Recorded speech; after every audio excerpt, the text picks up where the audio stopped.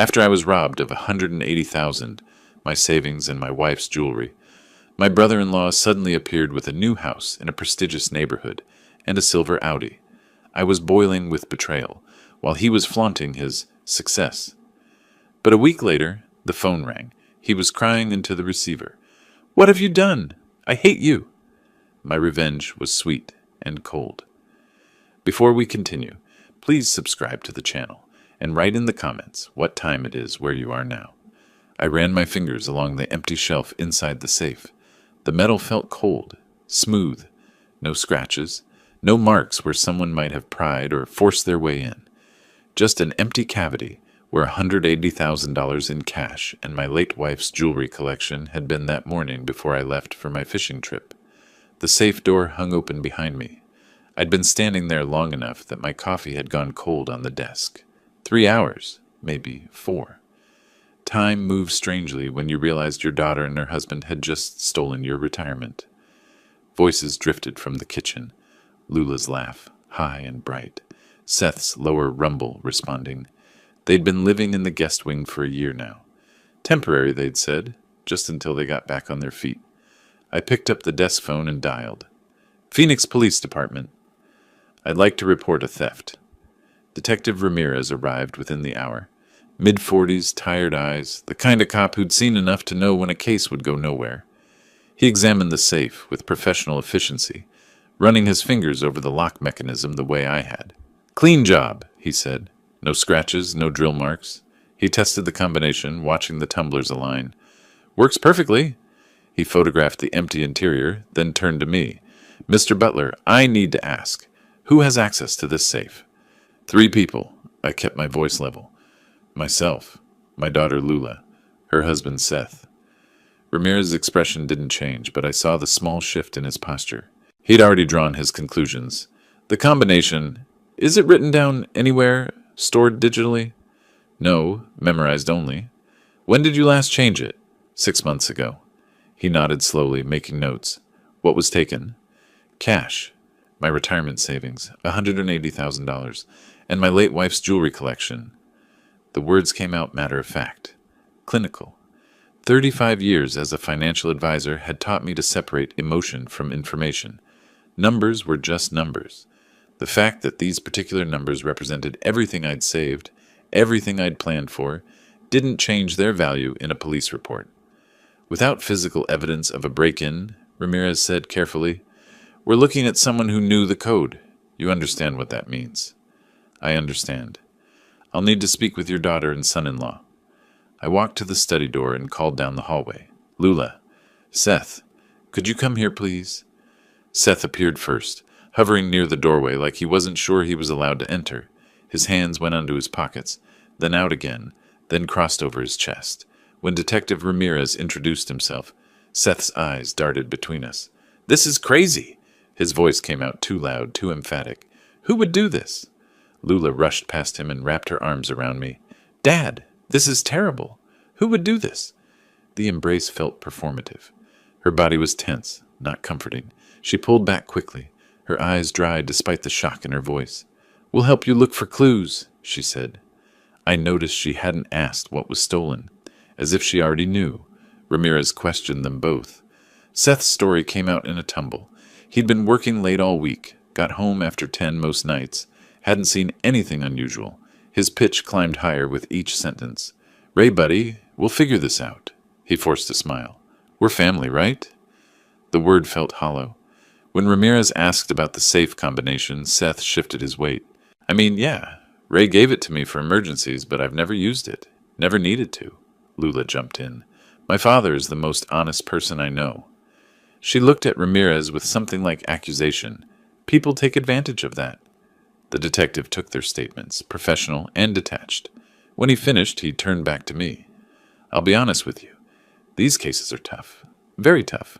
We'll investigate, but without witnesses or footage. How long before you know something?" "Could be weeks. Could be longer." "I'm sorry, Mr. Butler." "I understand. Thank you for coming, Detective." After Ramirez left, Seth and Lula retreated to their bedroom in the guest wing.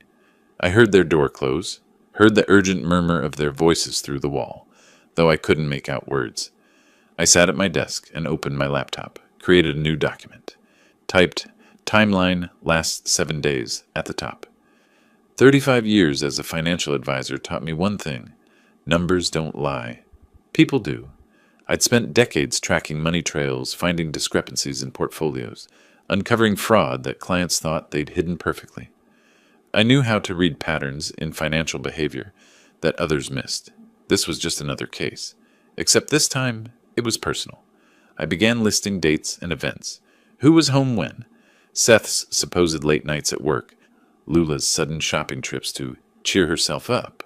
The way they'd both seemed lighter somehow in the days before I left for my fishing trip. Almost giddy. Standing there watching Seth avoid my eyes.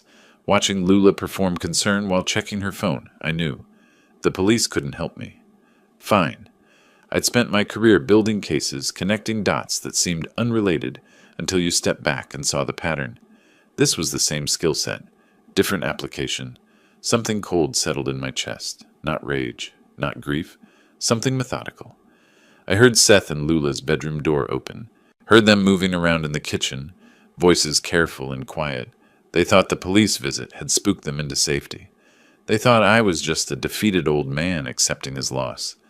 That was their first mistake. I steepled my fingers and stared at the screen. 3 days. I'd give them 3 days to slip up. Then I'd know for certain. I checked my watch again. 6:45. Lula was 15 minutes late to the dinner I'd invited her to, and Seth hadn't shown up at all. The dining table was set with 3 places. I'd prepared the meal myself. Nothing fancy, just chicken and vegetables. But I'd set it formally.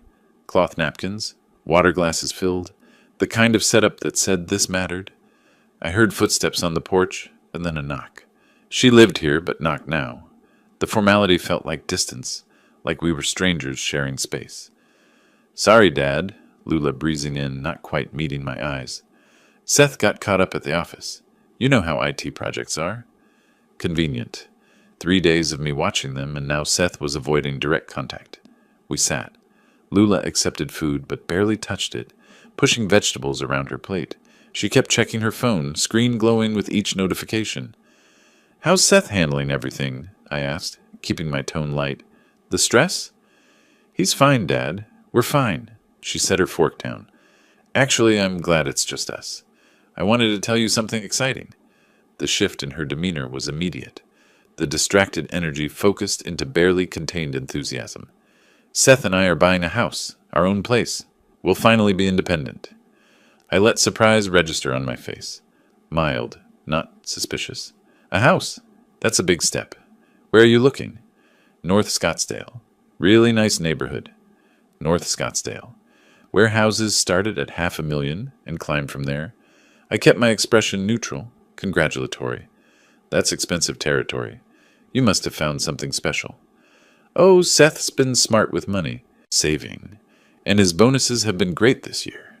Seth's bonuses. Right. The same Seth who'd asked to borrow money for car insurance 2 months ago.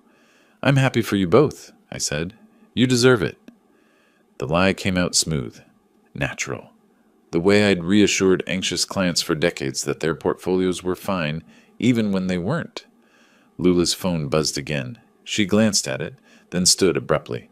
"I should get back. Seth will want to know how you reacted to our news." She was at the door before I could respond. Didn't offer to help clean up. Didn't ask how I was doing with the investigation. Just excited about her new house, eager to return to Seth. I watched through the window as she walked to the guest wing entrance. Saw the door close behind her. Heard faintly their voices rise in celebration. I cleared the table slowly. 3 plates of barely touched food. 3 water glasses. The formality of the evening suddenly felt absurd. That night, I lay awake listening to their muffled conversation through the walls. They were broke last month, now buying property. The timeline was too perfect.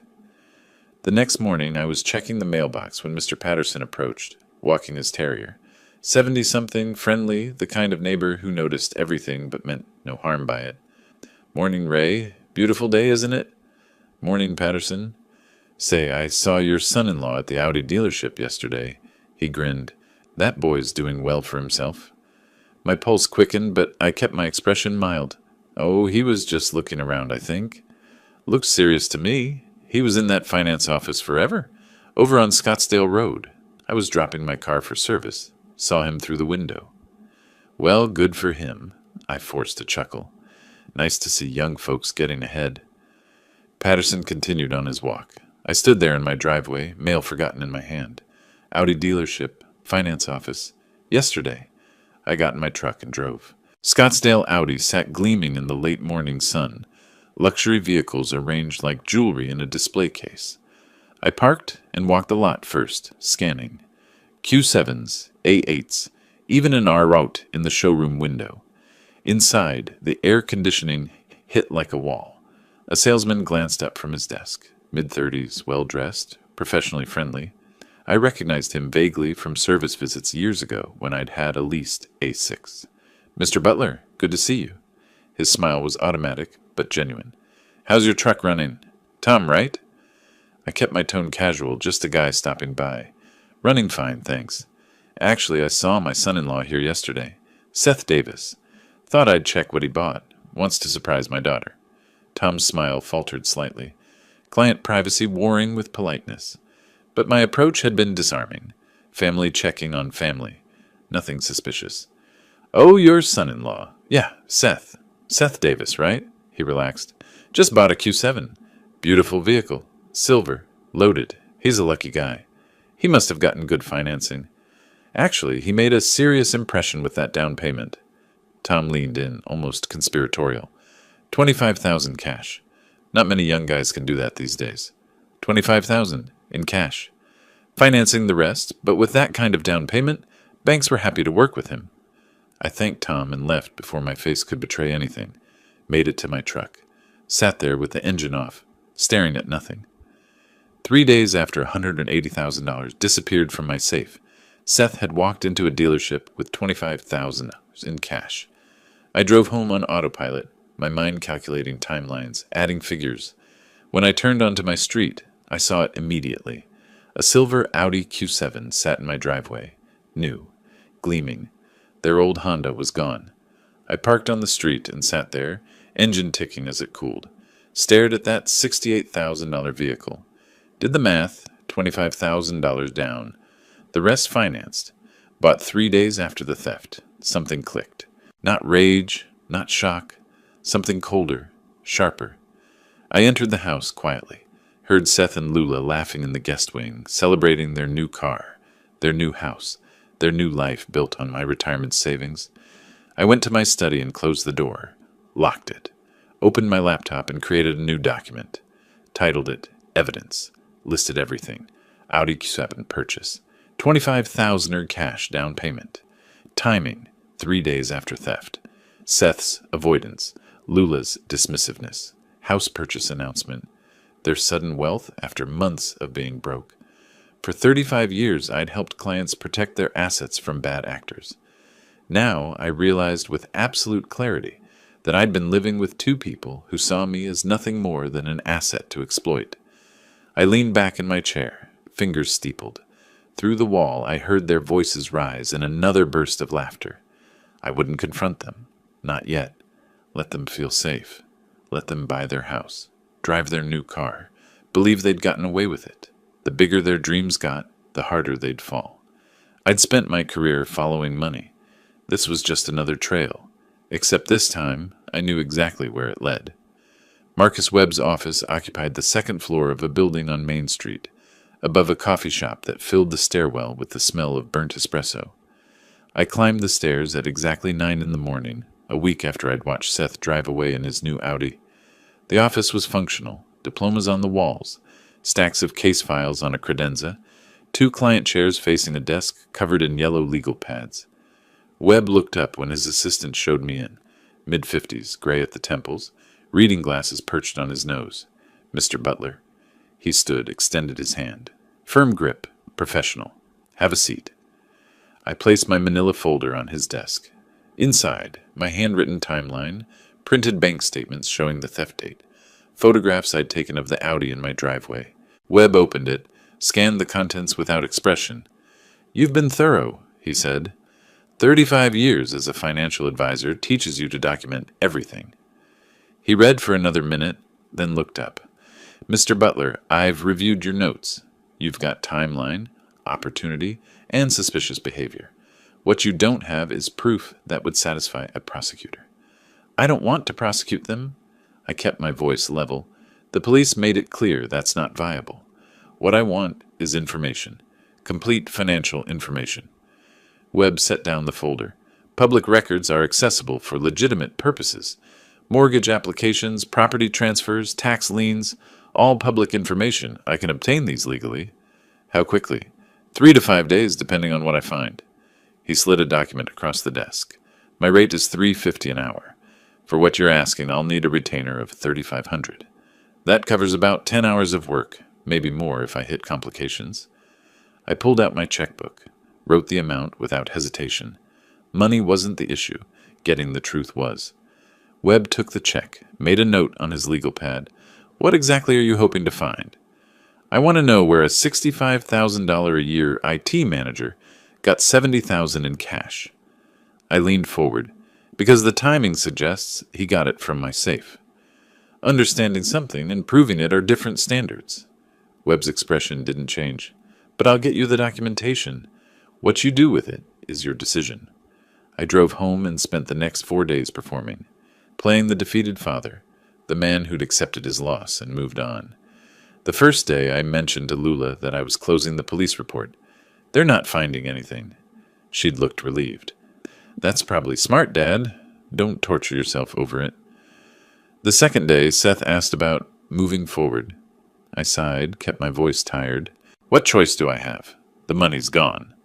That's healthy, man, Seth said. Can't dwell forever, right? The third day, Lula asked me about the real estate market. She was researching for their house purchase, wanted my professional opinion on North Scottsdale property values. I gave her genuine advice, detailed and helpful. She thanked me, didn't notice the irony. By the fourth day, they'd stopped watching me carefully. Their conversations grew louder, less guarded. They laughed in the guest wing, made plans, talked about furniture shopping. They believed I'd given up. Good. When I returned to Webb's office, he had a stack of documents waiting. He spread them across his desk, like cards in a hand of poker. Mortgage application for $395,000. He tapped the first document. Property in North Scottsdale suburbs. Down payment declared as $45,000 cash. I studied the highlighted figures. Where's the property? Don't have the exact address yet. That comes with the closing documents. But the application shows Seth Davis as primary borrower. Income verified at $65,000 annually. Webb pulled out another document. Banking records, the public portions, show no large deposits matching the down payment amount. No loans, no gifts, no inheritance declarations. He looked up. Where does a $65,000 a year IT manager get $70,000 in cash? He doesn't. I kept my eyes on the documents. Unless he steals it. Webb pulled out a calculator, started running numbers on his legal pad. Let's be conservative. Say he takes home $4,000 a month after taxes. Even if he saved aggressively for 2 years, that's maybe $30,000. Where's the other 40? You know where. Believing and proving are different things, Ray.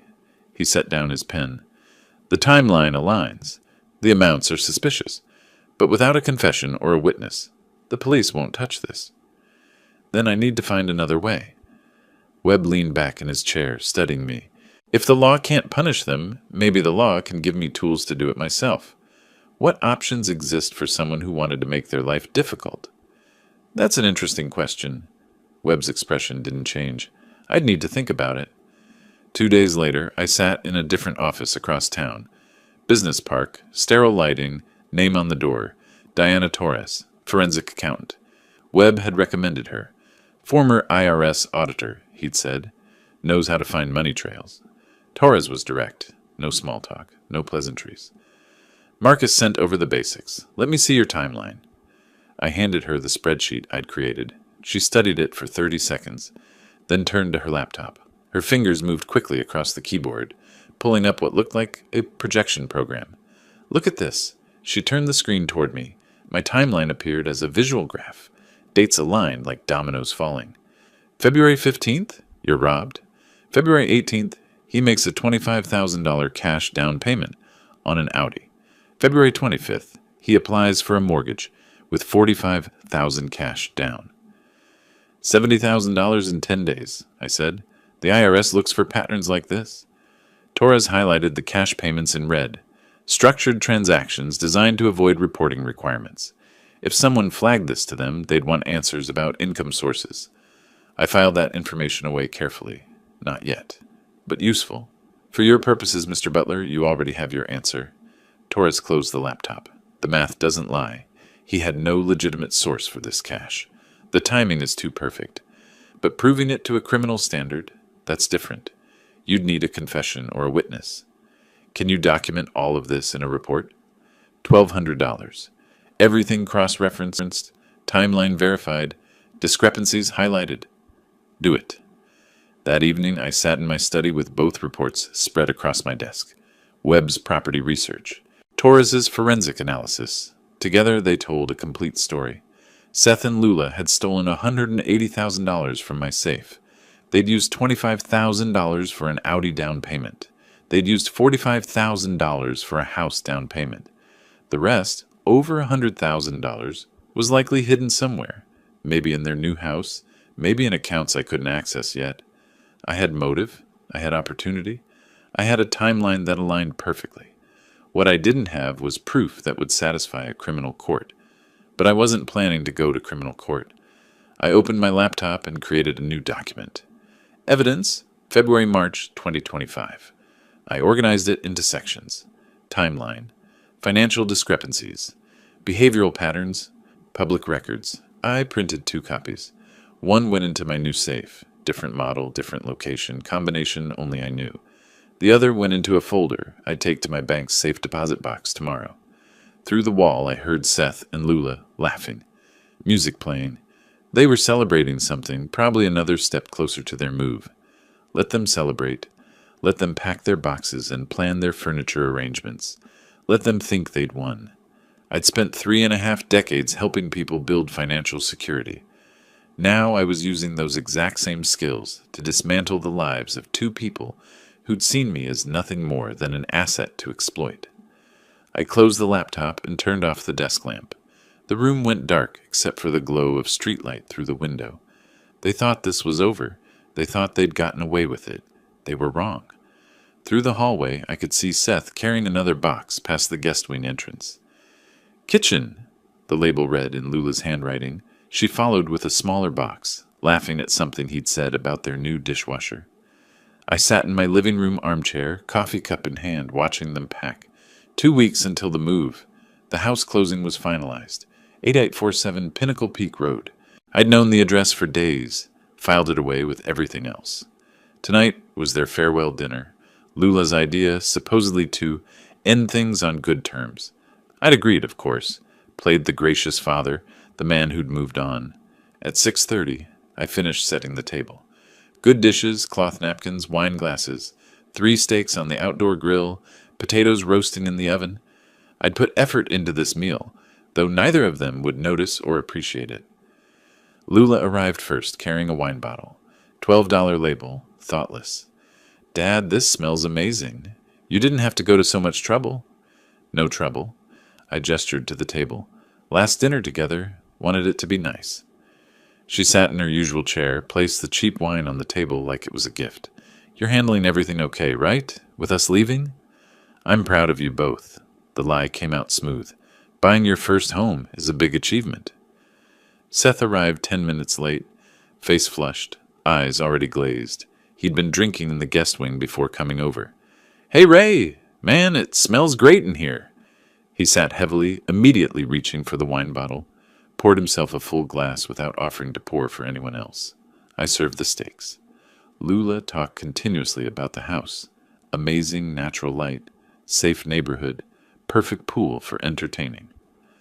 Seth ate aggressively, refilling his wine glass between bites. I cut my steak methodically, nodded at appropriate moments, counted his drinks. Second glass. Seth interrupted Lula, made jokes about their old apartment being terrible. Third glass. He leaned back in his chair, gestures more expansive, voice louder. "No offense, Ray, but you live like someone from the last century. Who keeps cash in a house safe anymore?" I smiled. Times change, I suppose. Fourth glass? Seth's filter disappeared entirely. You know what's funny? We lived here a year and I never felt like adults. Now we're buying property? He laughed, almost knocked over his glass. It's surreal. Lula shot him a look. Seth, maybe slow down. I'm fine, babe. Just celebrating. He refilled his glass, spilled a few drops on the tablecloth. His eyes found mine, something ugly glinting there. You should have hidden your treasures better, Ray. I mean, really? A safe in the study? That's the first place anyone would look. The table went silent. My knuckles went white around my fork handle. Under the table, hidden. My face stayed pleasant, almost amused. You're absolutely right, Seth. Poor security on my part. Lula kicked him under the table. Seth, what are you... What? He seemed genuinely confused by her reaction. I'm just saying, if you're going to keep cash around, be smarter about it. We should really get back. Lula stood abruptly. Movers come early tomorrow. Seth, come on. We're having a nice dinner, Seth protested, but Lula was already pulling him up. Now. Her voice had an edge I'd rarely heard. Seth finally stood, wobbling slightly. Great steak, Ray. You're a good cook. Lula guided him toward the hallway. At the doorway, she turned back. Thanks for dinner, Dad. Really. Seth's just tired and emotional about the move. They disappeared into the guest wing. I sat alone at the table, surrounded by dirty dishes and the half-empty wine bottle Seth had demolished. I didn't move for a full minute, just sat there replaying his words. Should have hidden your treasures better. Not speculation, not a joke. He knew. He'd known where the safe was because he'd opened it. He'd known what was inside because he'd taken it. I stood slowly and began clearing the table. Mechanical movements. Stack plates, gather silverware, pour out the last of Seth's wine. The next morning I called Marcus Webb at 9 sharp. Marcus, I need everything on their property. Today, if possible. Already pulled it. His voice sounded unsurprised. Had a feeling you'd call. Come by at 2? I'll be there. Webb's office felt familiar now. I sat in the client chair I'd occupied twice before, watching him slide documents across the desk. Property deed. He tapped the first page. Owner, Seth Michael Davis. I read the name. Just his name. Lula's not on the title. Joint tenancy with a spouse would be standard for a married couple. He kept her name off, probably because her credit score was problematic. Webb pulled out another document.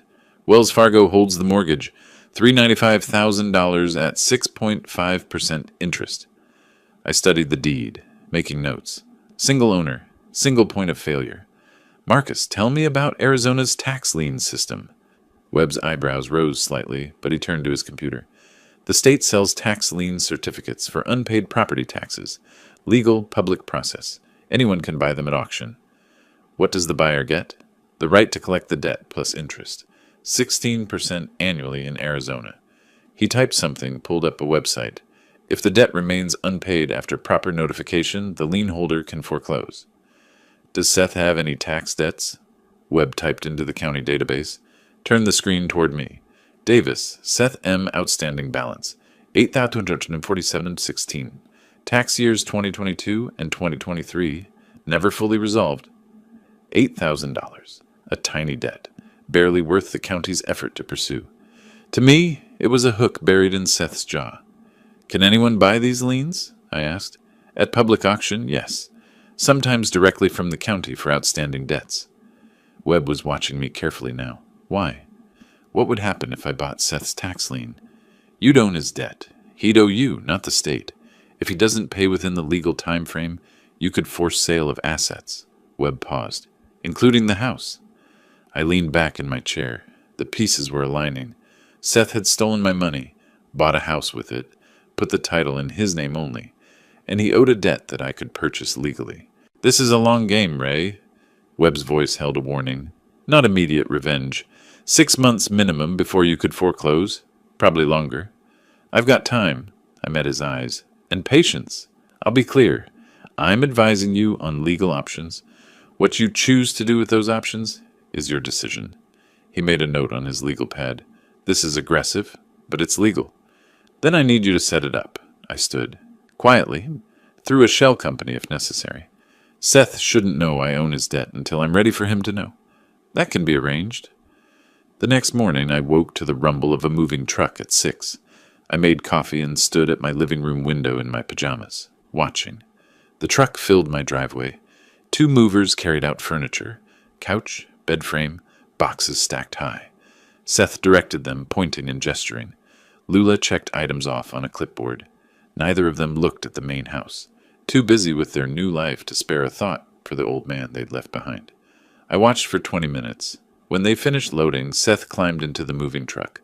Lula got in the Audi, the car I'd indirectly paid for, and followed the truck down the street. The street went quiet. I was alone in the house for the first time in a year. That afternoon, I sat in my study with Arizona tax code printed and highlighted on my desk. I'd spent hours researching foreclosure timelines, notification requirements, court procedures. I created a new document. Operation Timeline. Phase 1. Purchase tax lien through shell company Webb would establish. Phase 2. Let them settle in. Get comfortable. 6 months. Maybe longer. Phase 3. Apply financial pressure. Perhaps a tip to the IRS about unexplained cash. Let them feel the walls closing in. Phase 4. Demand payment when they're weakest.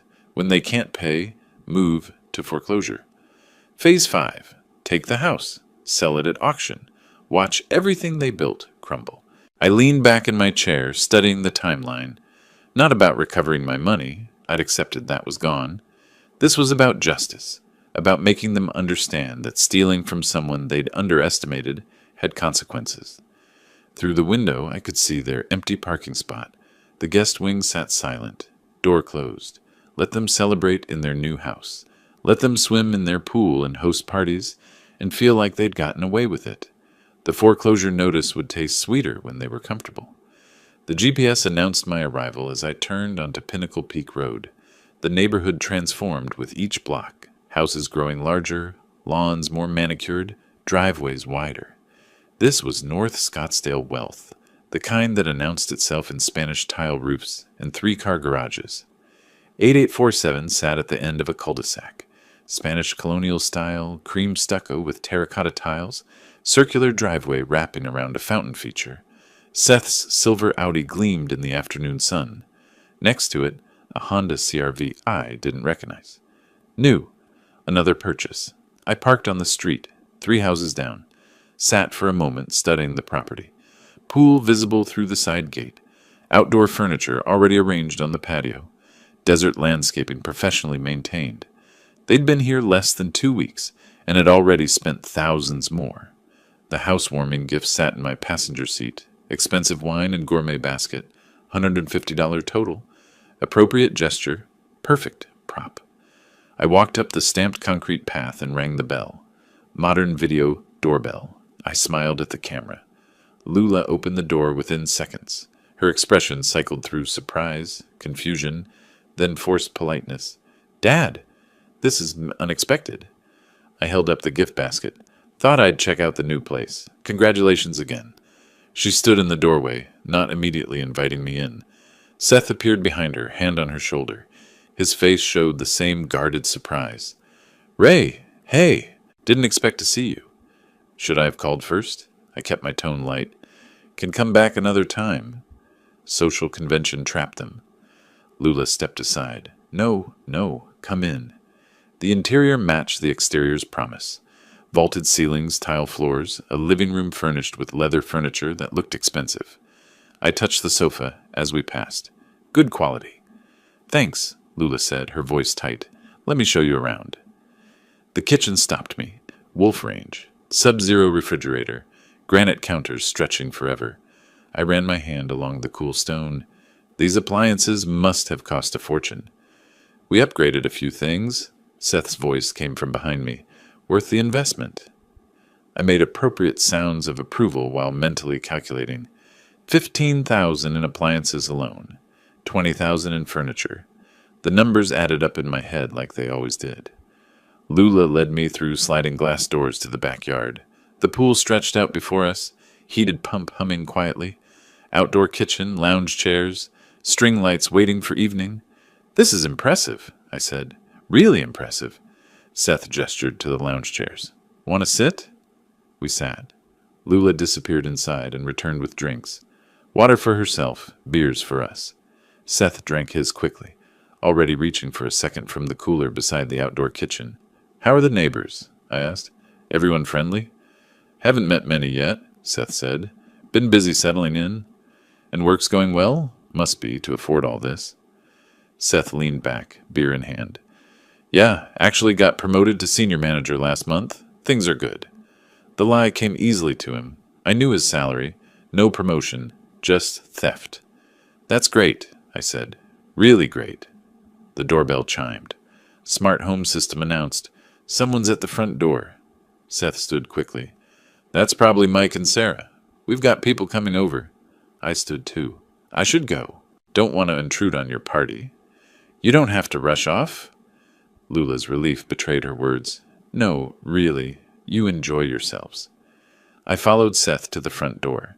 A couple in their 30s stood outside, holding wine bottles. Brief introductions. Handshakes. I excused myself and walked to my truck. But I didn't leave. I moved the truck farther down the street, where I could see the house but wasn't obviously watching. More guests arrived. 3 couples total. Expensive cars, 2 BMWs, a Mercedes. Young professionals. Probably Seth's coworkers. Music started, drifting from the backyard. Laughter, celebration. They were showing off their stolen life to friends who didn't know the foundation was built on someone else's savings. I took a photo of the house on my phone. Documentation. Then drove away. 3 days later, I met Marcus Webb at a coffee shop instead of his office. He'd suggested the change, more discreet for what we needed to discuss. He slid a manila folder across the table. "Complete tax records for Seth Davis." I opened it, scanned the pages. Webb pointed to a highlighted section. There. $8,247 unpaid from tax years 2022 and 2023. He made partial payments, but never cleared it. Why hasn't the state pursued this?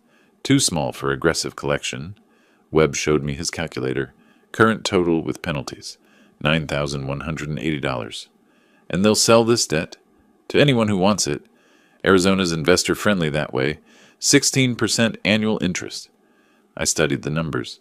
What do I need to do? Webb pulled out incorporation documents. "We create a limited liability company. You're the sole member, but ownership is obscured through the legal structure. I'll be registered agent. All communications go through my office." He showed me the proposed name. Desert Peak Holdings, LLC. Generic, I said. "Perfect." I signed the formation documents. Webb explained the timeline. LLC establishment would take a week. Then we'd purchase the tax lien directly from the county. "Once you own it, you're his creditor," Webb said. "He owes you, not the state." "When can I demand payment?" "Whenever you want." But my advice? Wait. Let him get comfortable. Let him spend more money, take on more obligations, then strike when he's financially extended. I nodded slowly. How long before I could foreclose if he doesn't pay? Minimum 90 days after formal demand. Could take longer depending on his response. "I've got time." Webb raised his eyebrows but didn't judge. "I'll draft the paperwork." That night, I sat in my study, researching Arizona foreclosure law. The statutes were clear: notification requirements, redemption periods, court procedures.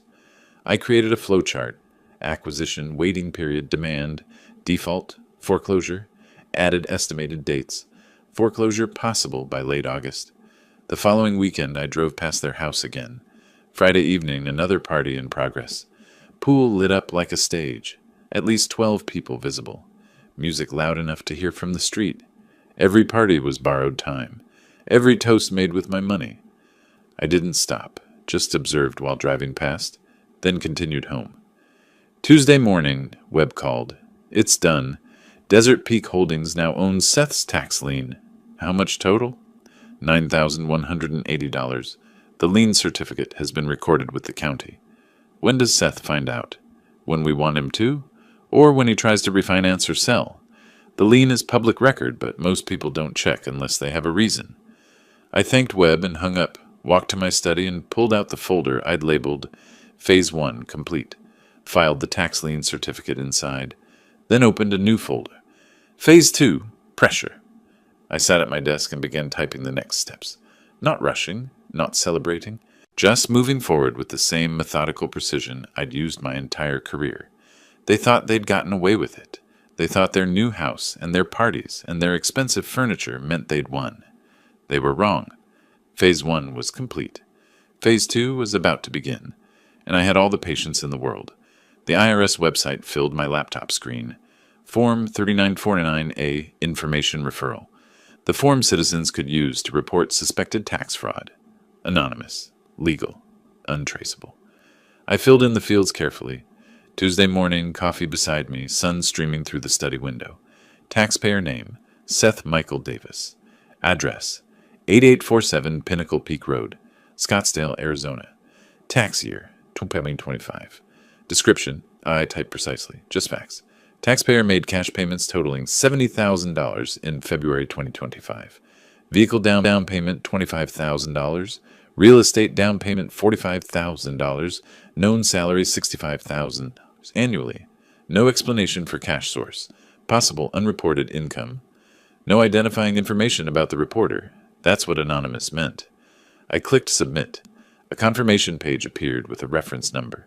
I wrote it in my notebook. Closed the browser. Phase 2 initiated. The waiting was the hardest part. 3 weeks of maintaining my normal routine while the IRS processed my tip. Grocery shopping. Coffee at my usual place.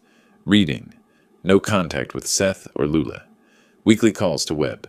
Any updates? Nothing yet, he'd say. These things take time. I researched IRS procedures, audit timelines, CP 2000 notices, penalty calculations. Knowledge was preparation. Mid-May, my phone rang. Webb. Interesting development, he said. Seth called my office this morning. I sat up. He knows about the lien? No, he was asking my receptionist for tax attorney recommendations. Why would he need that? Exactly what I wondered. Webb paused. I made some calls. He's in trouble with the IRS. 2 days later, I called Seth's number. Strategic timing. Maintaining the concerned father performance. He answered on the 4th ring. Hello? His voice sounded distracted, stressed. Seth, it's Ray, checking in on you guys. Oh, Ray, hey. Pause. Not the best time, honestly. Just wanted to see how the house is treating you. Any issues? House is fine, just busy. Work is crazy. I heard the stress beneath his words. You sound tired. Taking care of yourself? I'm fine, really. Just a lot going on. Defensive. I gotta go. Talk later. He hung up abruptly. I smiled slightly. Mission accomplished. That evening my phone rang. 9:30. Unusual time. Dad? Lula's voice was tight. I need to ask you something, and I need you to be honest. Of course. Have you talked to anyone about Seth's finances? Anyone official? I let confusion color my voice. What? No. Why would I? What's going on? She exhaled. Seth got a letter from the IRS. They're investigating his taxes. The IRS? That's serious. What do they want? Something about cash transactions earlier this year. He has to prove where money came from. Her voice cracked slightly.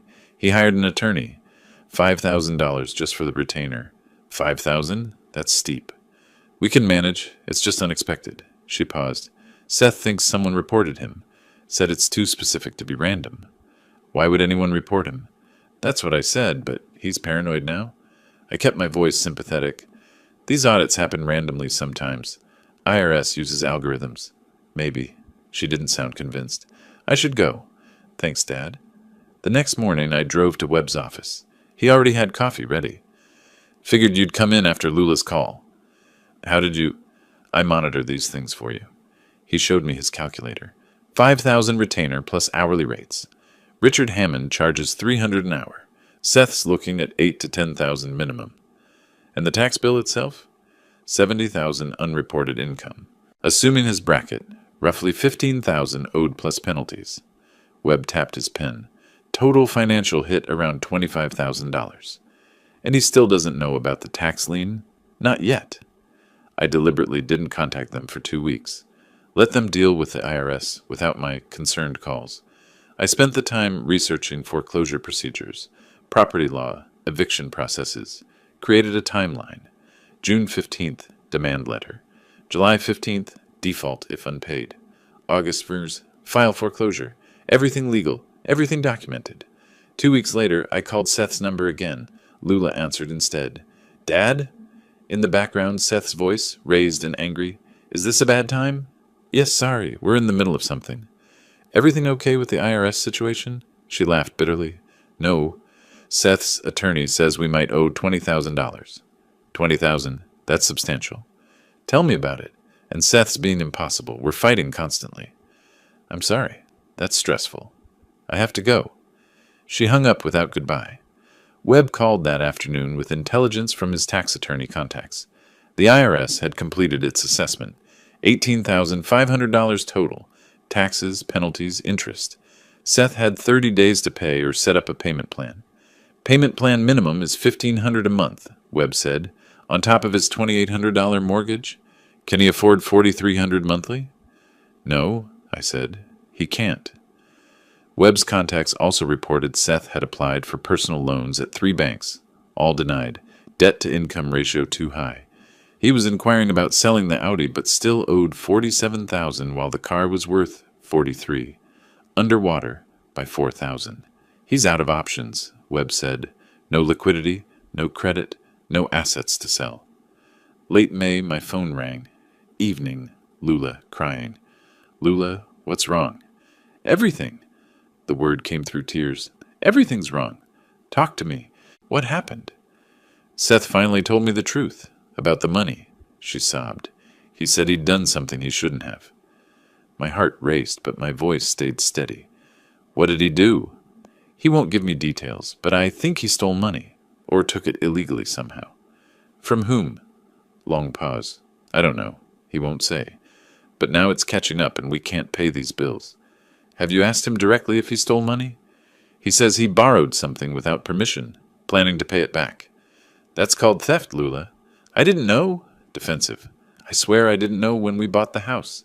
But you suspected something when he suddenly had cash, didn't you? She cried harder. I don't know. Maybe. I didn't want to think about it. And now you're paying the price for looking the other way. Can you help us? Please? Just a loan? I let the silence stretch, then cold and clear. I can't enable theft, Lula. Seth made choices. He'll face consequences. But I'm your daughter. We could lose everything. You chose Seth over me long ago, when you lived in my house, knowing he'd stolen from me. Sharp intake of breath. You knew? I've known for months. I was waiting for the right moment. What does that mean? It means justice takes time, but it's coming. Tell Seth he should have hidden his treasures better. That's what Seth said that night. Her voice rose. You're behind this, the IRS. I reported suspicious financial activity. That's legal. What Seth did wasn't. I can't believe you'd do this to us. I can't believe you'd stand by while your husband robbed me. Goodbye, Lula. I hung up. First time I'd dropped the mask completely. That evening, I opened my status document. Typed.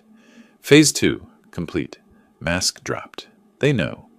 Listed the results. IRS bill, $18,500. Attorney fees, $8,000 to $10,000. Marriage fractured. Financial crisis. Truth revealed. Typed a new phase heading. Phase 3. Endgame. Then, June 15th. Desert Peak. Holdings sends demand letter for tax lien payment. Amount with accumulated interest and penalties. $10,500. Typed, they will not be able to pay. Foreclosure proceedings begin August 2025. I saved the document. Didn't smile. Just a satisfied nod. Closed the laptop. Sat in the quiet of my study. June 15th was 3 weeks away. Desert Peak Holdings would send the demand letter. Seth would discover he owed another $10,000 he couldn't pay, and the countdown to foreclosure would begin. Justice wasn't fast, but it was thorough, and it was coming. Marcus Webb slid 2 documents across his desk. I picked up the first. IRS notice of proposed assessment. Seth Davis listed as taxpayer. The notice demanded documentation for $70,000 in cash transactions within 15 days. The second document showed payment records. Webb's finger tapped 2 dates, April, May, both marked unpaid. He's defaulting, Webb said. 2 consecutive missed payments on the tax debt. I studied both documents, mind calculating. The IRS was demanding proof Seth couldn't provide. The tax lien was in default, giving me legal standing to demand full payment immediately. Under Arizona law, Webb continued, 2 missed payments means we can demand the entire balance. all $10,500. What happens if he can't document the cash to the IRS? Webb pulled up another form on his computer screen. 20% penalty for underreporting income. That's $15,000 on top of the $18,000 he already owes. $33,000 to the IRS. $10,000 to me. Attorney fees he'd already paid. The walls were closing in from every direction. When do we send the demand letter? I asked. My advice? Wait until after the IRS penalty hits. Pile everything on at once. Overwhelm him financially. I nodded. Draft the letter. Hold it until I give the word. 2 weeks passed. Webb called with an update. IRS rejected Seth's explanation, he said. He claimed the cash was a personal loan from a friend. No documentation, no promissory note, nothing. So the penalty stands? $15,000. Notice sent to Seth today. I made a note in my journal. The pressure was mounting exactly as planned. Send the demand letter, I told Webb the next day. Certified mail. Signature required. You want him to know it's coming? I want proof he received it. That evening my phone rang. Lula. We hadn't spoken since our confrontation 3 weeks ago. Dad, it's me. Her voice was hesitant, testing. I said nothing. Waited. I'm sorry for yelling at you last time. This is all Seth's fault. The IRS, the penalties, everything. He lied to me about so much. I know he did. Silence stretched between us. Maybe I made a mistake marrying him, she said quietly. I don't know anymore. You made your choice, Lula, when you stood by Seth after he stole from me. But I didn't know for sure, not at the beginning. You suspected. You chose to ignore it. That's complicity. She started crying. I waited unmoved. Can't you forgive me? I'm your daughter. Doesn't that count for something? You'll have to live with marrying a thief. That's on you, not me. Fine, I get it. You hate me too. I hung up without responding. Days later, she called again. This time, panic edged her voice. Seth got a letter from a company called Desert Peak Holdings. They're demanding $10,000 for some old tax debt. That's unfortunate. We just paid $20,000 to the IRS. We don't have another $10,000. Not my problem. Seth thinks you're behind this company. Her voice sharpened. Are you involved with them? I kept my tone neutral. Debts get sold to collection companies all the time. This timing is too convenient. First the IRS, now this. You're doing all of this, aren't you? Seth should have paid his taxes. Then there'd be no debt to sell. I can't believe you're doing this to your own daughter. I'm not doing anything to you. Seth did this when he stole from me. These are just consequences. 2 weeks of silence followed. I didn't contact them. They didn't contact me. One evening I drove past their house. The Audi had a handwritten "for sale" sign in the window. The lawn needed mowing. Small detail, but telling. Through the lit windows I could see 2 figures gesturing animatedly, arguing. I didn't stop, just drove past slowly, then continued home. In my study I created a spreadsheet. Seth's monthly obligations. Mortgage, $2,800 IRS payment plan. Minimum, $500, high-interest personal loan, $400 car payment, $650 credit card minimums, $500, total $5,850 per month. Seth's take-home pay, approximately $4,000 monthly. Deficit, $1,850 every single month. Mathematically impossible to sustain. Default was inevitable. Webb called with a warning. Seth's attorney is investigating Desert Peak Holdings, asking questions about the LLC ownership structure. Can they trace it to me? Eventually, yes. The structure provides privacy, not complete anonymity. Determined investigation could find you in a week or 2. Let them. Everything I've done is legal. Just wanted you prepared. When he discovers it's you, he might react badly. I'm ready for that. Late June, Lula called one final time. Her voice was completely broken. Dad, please. We're going to lose everything. I can't help you, Lula. Seth made choices. You enabled him. I hate you for this. You're entitled to your feelings. We're getting lawyers. We'll fight you. Good luck with that. I haven't broken any laws. You're a monster.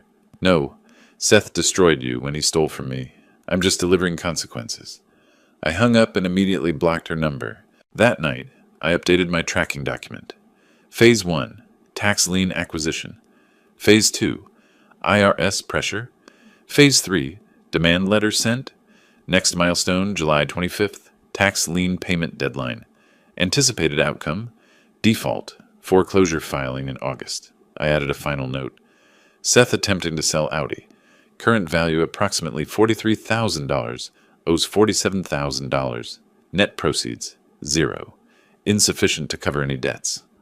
I looked at the calendar on my wall. Circled July 25th in red marker. Wrote beside it, deadline. Seth's attorney was investigating Desert Peak Holdings. They'd trace it to me soon. When Seth discovered the truth, he'd come to me angry. I was ready. A car door slammed outside. Loud. Aggressive. I looked up from my newspaper. Through the living room window, I saw Seth striding up my walkway. Face red, fists clenched. He held papers in one shaking hand. I set down my coffee and newspaper methodically. Stood. Walked to the front door. I opened it before he could knock. Seth stood there, breathing hard, waving the papers. You! This is you! Desert Peak Holdings. You bought my tax debt. I leaned against the doorframe. Good morning, Seth. Something I can help you with?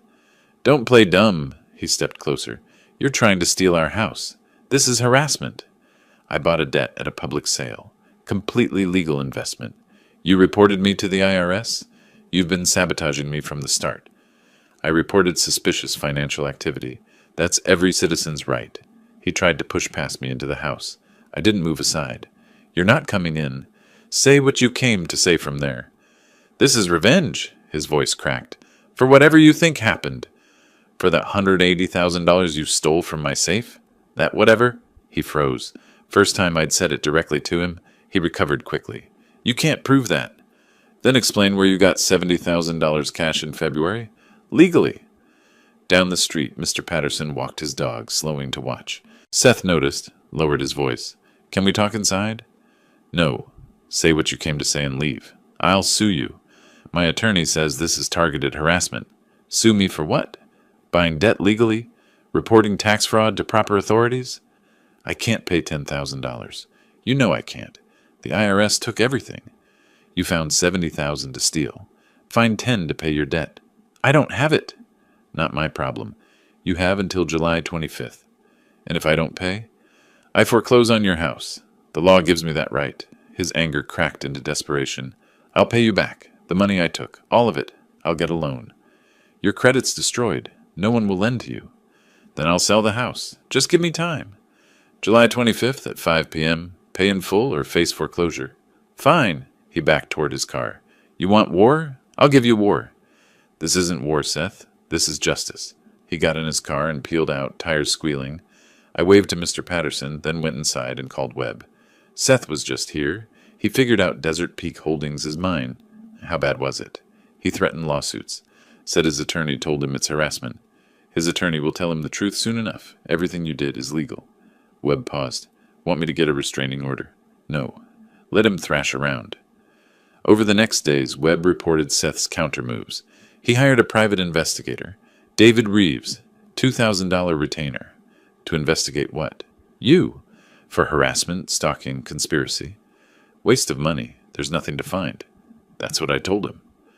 Days later, my phone rang. Unknown number. I answered anyway. Why didn't Seth tell me about old tax debts? Lula's voice strained and angry. $8,000 unpaid for years. You married him. You should have asked. He kept this from me. He lied about everything. In the background, Seth's voice. Hang up. Don't talk to him. This is partly your fault, Lula said.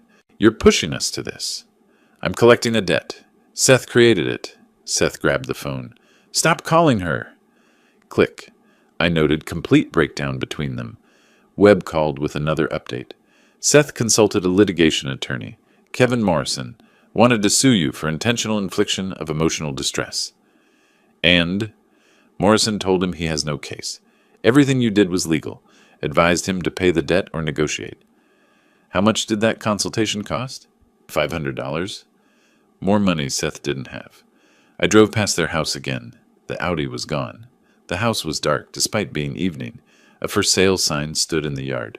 I researched the listing online when I got home. Asking price $415,000. They still owed $385,000 on the mortgage. Potential net after realtor fees, maybe $30,000. Not enough to cover the tax lien, IRS debt, and everything else. Webb obtained a copy of the private investigator's report through his contacts. I read it carefully. Reeves had investigated my financial records, property ownership, business dealings. His conclusion was clear. All transactions legal. No evidence of harassment or stalking. Butler reported suspicious activity to IRS, legal right. Butler purchased tax lien at public sale, legal investment. No basis for legal action. Seth had spent $2,000 to confirm I'd done nothing wrong. Perfect. July 25th approached. I marked it on my calendar in red, watched my bank account, checked my mail. No payment arrived, no communication from Seth's attorneys. The day before the deadline, Seth sent a text. I need more time. I responded, deadline is July 25th at 5 p.m. Pay in full or face foreclosure. I'm selling the house. I'll have money in 30 days. You have until tomorrow. Not negotiable. You're going to regret this. July 25th, 5 p.m. I didn't respond after that. July 25th arrived. I stayed home all day, phone nearby. 5 o'clock passed. Nothing. I waited another hour, giving him every benefit of doubt. 6 o'clock. Still nothing. I called Webb. He didn't pay. Expected. Want me to file foreclosure paperwork tomorrow? Yes. How long until auction? 30 to 45 days for court approval and notification. Figure mid to late August. File the paperwork. Let's end this. After the deadline passed, Seth sent multiple furious texts. I read them but didn't respond. Silence was more powerful than any words. Lula left a voicemail. You're heartless. I hope you're happy. I deleted it without listening to the full message. Blocked both numbers permanently.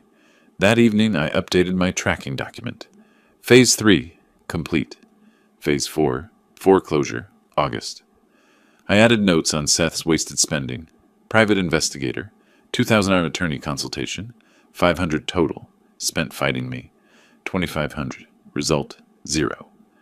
I looked at the calendar, circled mid to late August, wrote, foreclosure auction. Seth had fought back with investigators and attorneys and threats. None of it had mattered. The law was clear, my actions were legal, and his deadline had passed. The foreclosure process would begin tomorrow morning. By late August, the house they'd bought with my stolen money would be gone. Justice didn't announce itself with fanfare. It simply arrived, methodical and inevitable. Marcus Webb slid the foreclosure notice across his desk. Original debt was $9,180. Add 7 months of interest at 16% annually, late fees, and legal costs. Total comes to $22,000. I picked up the document, read through the formal language. Notice of intent to foreclose, printed in bold at the top. Desert Peak Holdings, LLC, demanding payment in full. This gives him 30 days, Webb said. If he doesn't pay, the house goes to auction. I picked up Webb's pen, paused for only a moment, then signed my name at the bottom. Send it today. Are you ready for this? Once it's delivered, there's no turning back. I've been ready since February. Send it. 2 days later, Webb called. He signed for delivery. That evening, my phone rang. Seth. His voice was breaking before he even finished my name. $22,000? It was only $8,000. This is insane. Interest accumulates when you don't pay. It's been 7 months. You know I don't have that money. The IRS already bled me dry. Then you'll lose the house. Simple mathematics. Please, he was crying now. I'm begging you, have mercy. I waited, let the silence stretch. Okay, he said finally. Yes, I took the money from your safe, I admit it. But I was going to pay it back, I swear. I just needed time. You had 7 months. You spent it on cars and houses and parties. I made a mistake. People make mistakes. Mistakes have consequences. This is yours. What do you want from me? My life? You want me destroyed? I want what you took. Since you spent it, I'll take what you bought with it. He sobbed into the phone. I hung up. An hour later, Lula called. Dad, please. I didn't know about the theft. I swear I didn't know. You suspected? You looked the other way because you wanted the house. I was wrong. I admit it. But please don't do this to me. I'm not doing this to you. Seth did this. I'm just collecting what's owed. You're my father. Doesn't that mean anything? You're my daughter. That's why this hurts. But justice doesn't bend for family. She hung up crying. Webb reported Seth's attempts to find money. 3 more banks denied loans. Mortgage refinance rejected. Private lenders wanted interest rates Seth couldn't afford. Every door closed. I instructed Webb to draft one final offer. Make them an offer. One chance to avoid auction. Webb typed while I spoke. I'll buy the house for remaining mortgage balance. $375,000. Plus, forgive the $22,000 debt. Total value just under $400,000. That's below market but above auction price, Webb said. Gives them some dignity. They won't take it, but I want them to know they had a choice. Seth called the next day, furious. $400,000 for a house worth $420? You're trying to steal it? I'm offering you more than you'll get at auction. Math is simple. I'll never sell to you. Never. Then I'll buy it at auction for even less. Your choice. You're a thief. That's rich coming from you, Lula called separately hours later, whispering. Is the offer real? You'd actually do it? Yes. But you both have to agree and vacate in 2 weeks. Seth won't agree. He's too proud. Pride is expensive. You have 72 hours. 3 days passed. Lula texted. Seth refuses. I told Webb to withdraw the offer and proceed with foreclosure. The court hearing came days later. Webb attended. I didn't need to be there. He texted updates. Their attorney arguing hardship. Judge reviewing. Approved. Auction set August 28th. Late that night, Seth called drunk. What if I can get the money? What if I find it somehow? You have 20 days left. Find $22,000. Give me 60 days. Just 2 more months. The answer is no. You're drunk. Go to sleep. I hung up and blocked his number. August 28th arrived faster than I expected and slower than I wanted. The morning was clear, hot already at 8. I dressed in a suit, checked the cashier's check in my jacket pocket. $300,000. I drove to the Maricopa County Courthouse, parked in the lot, walked across the pavement that shimmered in the heat. Webb waited near the security checkpoint. Ready? He asked. Let's finish this. We walked through security together, took the elevator to the 3rd floor, entered the auction room. Seth and Lula sat in the back row. I saw them but didn't acknowledge them. Seth's face looked haggard, Lula's eyes red from crying. I chose a seat in the middle, aisle access. Webb sat beside me. The auctioneer, a county official in business attire, stood at the podium reviewing paperwork. Next property, he announced, 8847 Pinnacle Peak Road, Scottsdale. 4-bedroom, 3.5 bath, 3,200 square feet. Opening bid? $250,000. I raised my hand immediately. 2 other investors raised their hands. The bidding climbed. $270. $280. One investor dropped out. $290, I said. The other bidder hesitated, shook his head. Sold. To bidder number 12 for $290,000. I walked to the front desk, signed documents, presented my check. Behind me, Seth sobbed. A broken sound in the quiet room. Property transfers immediately, the clerk said. Current occupants have 48 hours to vacate. I took the papers and left. Seth ran after me in the parking lot. You took everything, he said, face wet with tears. You took everything from me first? I hate you for this. The house is mine. You have 48 hours. Lula pulled him away. They drove off, Seth still crying. 48 hours later, the sheriff supervised their eviction. I drove to the house after they left, walked through empty rooms.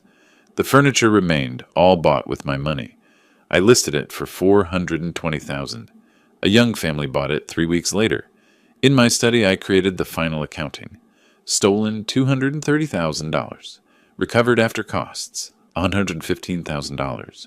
Net loss, $115,000. $8. I typed, could have accepted the loss, chose justice instead. Worth it. Through Webb, I learned Seth's aftermath. Bankruptcy, motel living, IRS garnishments. Lula divorced him, working retail, credit ruined. Late August, I stood on my patio watching sunset.